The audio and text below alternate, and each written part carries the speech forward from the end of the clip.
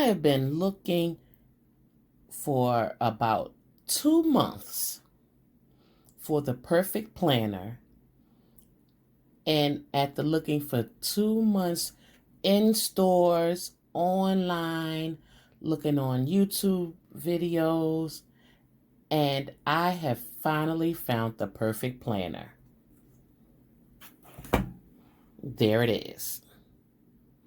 My own customized personal planner. You want to see what's inside? Stay tuned.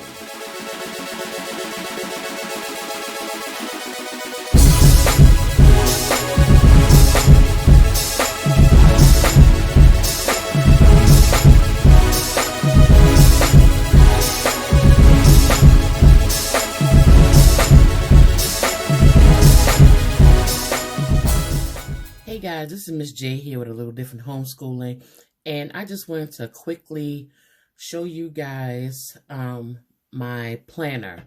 So I've been looking online. I've been going through numerous amount of YouTube videos trying to find a planner that was suitable for me. Now, did I find any? No. I couldn't find any that really gravitated towards me. And then when I looked at some planners, they were too expensive. So I figured if I'm going to go out and purchase a planner and then I still have to wind up customizing it so that way it can be more conducive for myself, I don't want it. I might as well go ahead and start from scratch and create my own. So this is what I did. Really inexpensive, and it covers everything that I needed to cover for my homeschool. So this is what I came up with. I printed this out. I did a lot of these printouts from off of Canva. I used just the regular 2-inch binder that I got from Walmart, and I think it might have been $2. So this is my planner from 2023-2024 school year. Okay, so first things first, when you open it up, I have my year at a glance, and it just has for birthdays, markouts, the weeks that we are going to be off, and holidays. I have it on the back as well. And this is my calendar. Everything that's transferred from the year at a glance, it goes on to my monthly calendars, and these are 5-day-a-week calendars that I printed out from off of Teachers Pay Teacher. I forget who the calendar is, but I can try to link it inside of the description box.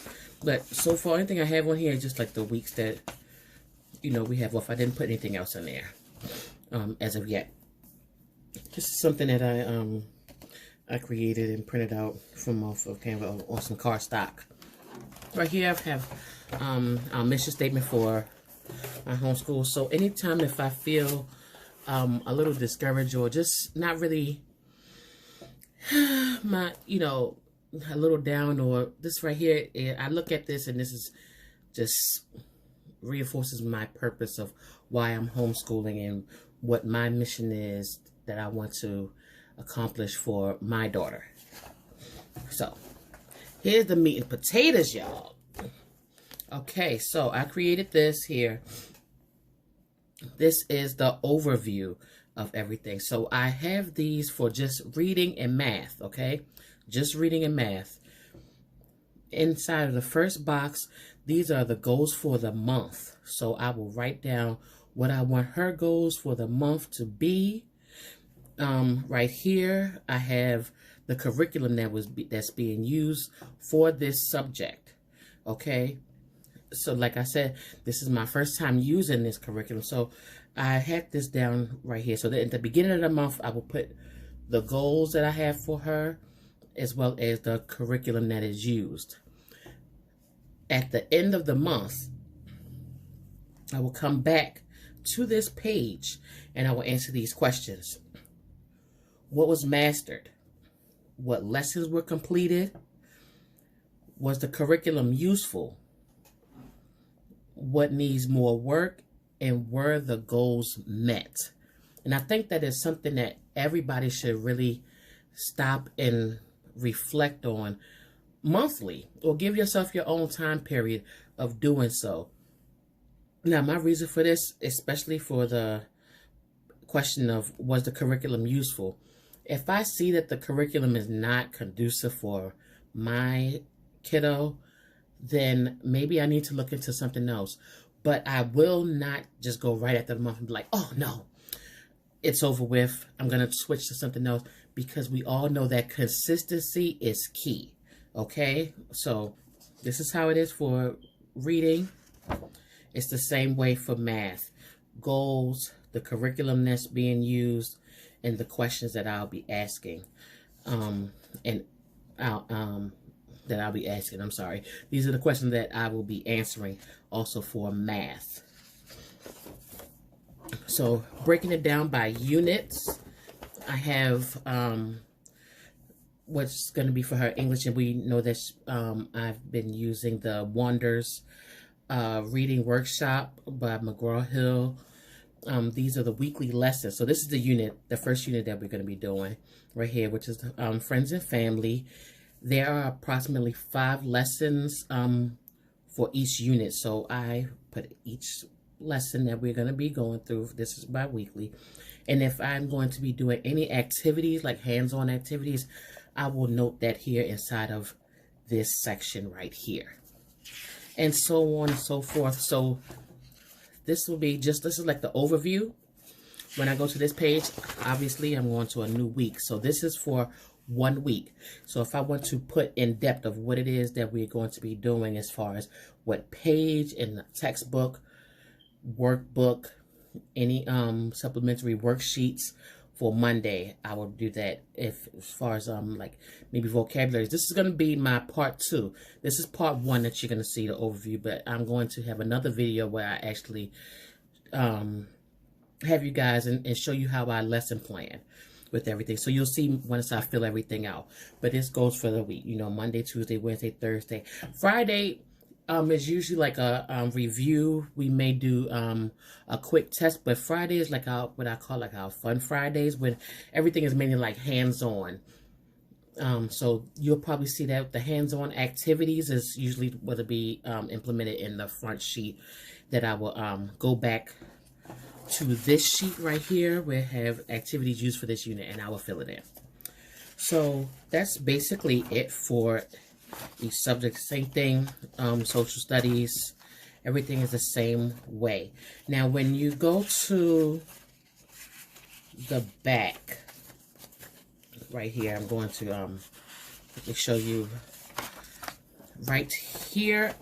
I created this also. So we have different units. Each, like I said, you know, we have different units, and some of the, I don't have, I would say, all essential reading books or readers.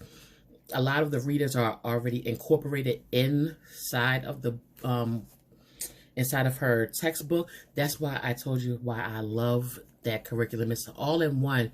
You really don't need to add anything else into it. So whatever readers that we have in there, I will go ahead and list those in here. And you'll see, like I said in my second video, how I fill everything out. But I just wanted to give you an overview of how everything is. This is for all of the readers that for that unit and any kind of reader books. As you can see, everything is all the same. Oops, I'm sorry. Everything else is the same. Really repetitive. Next with it. Now, when you go to the back, right here. Oops, excuse me. When you go to the back,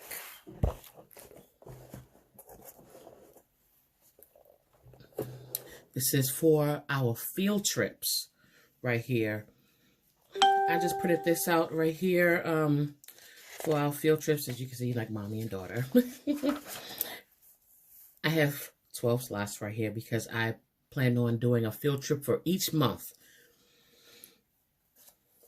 So I will just write down where we're going to go and so forth and so forth.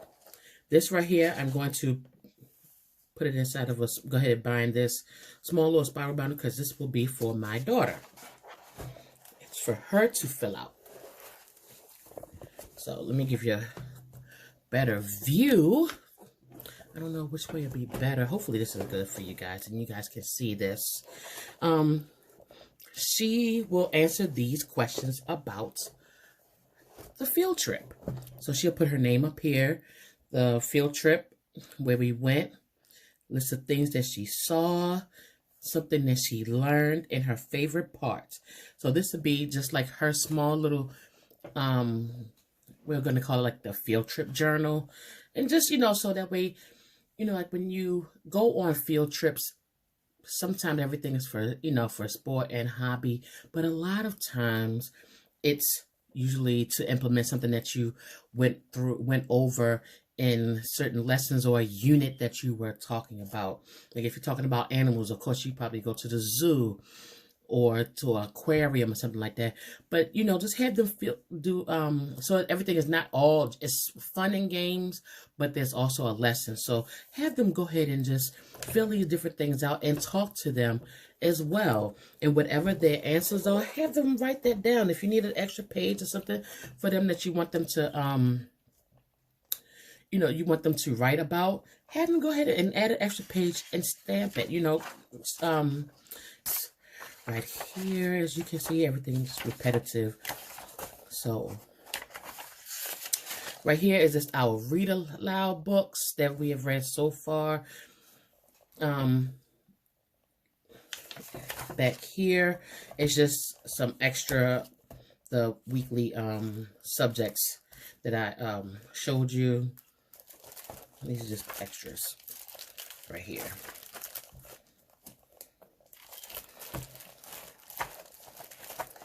Back here, I am going to have her go through, do some cursive writing. You may see this back here. This is a handwriting certificate of progress award.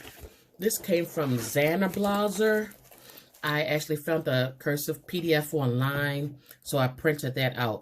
Once I feel as though she's ready for cursive writing, then I will. It's nothing for me to implement. One thing I do not do is have her go through a writing curriculum. To me, it shouldn't be a writing curriculum for any child, because the more that they write, as far as answering questions and stuff, their handwriting is going to improve. Their letter formation is going to improve. So to me, and this is just my opinion, there's no need for a writing curriculum. But this is something for cursive writing, something that she has not done. And once I feel as though she has aced it, then she can go ahead and get the certificate. And it's something that'll be great for her to show an achievement. Okay, so on the back of here, I just have a nice little note right here that says, you know, always be proud of who you are and never be afraid of being different. Embrace every obstacle and conquer it. You will do great things. And this is my planner for the 2023-2024 school year. Hopefully you guys enjoyed it and you like it, or maybe you can come up with your own ideas. But I'm just telling you guys, you do not have to spend lots of money for some of these planners and some of these ink pens. I have bought my ink pens. I see these some YouTubers, and not throwing any shade to them, but they have these certain pens and these. I look. I don't know if it's not being frugal or cheap. I use regular pens to write down. I don't need any high-priced pens or special pens that go with special planners and all of these different washi tapes and stuff like that. All of those things are just customizing your customizing it to your liking, and that's fine. I have no problem with that, but that is just not for me. If I'm going to customize it, I'm going to go ahead and customize a whole entire book, and it's not going to cost a fraction of what I've seen these planners are going up to. You have multiple kids, you just do multiple sections. If you need a notebook for each or a section for each, hey, go ahead and do so, but you don't need to spend a whole lot of money. So I'm just showing you an easy and simple way to create your own, as if I did how I did mine right here. Hopefully you guys like it. Maybe I gave you guys some ideas. If I did, thank you very much. Go ahead and give me a thumbs up, like, share, and comment, and let me know what you think about my planner. Remember, I told you guys this is a part 1. My next video, I'm going to show you how I lesson plan and break everything down with each subject. Okay? Until next time, have a great day. Bye. Subscribe to ours, please. Our channel.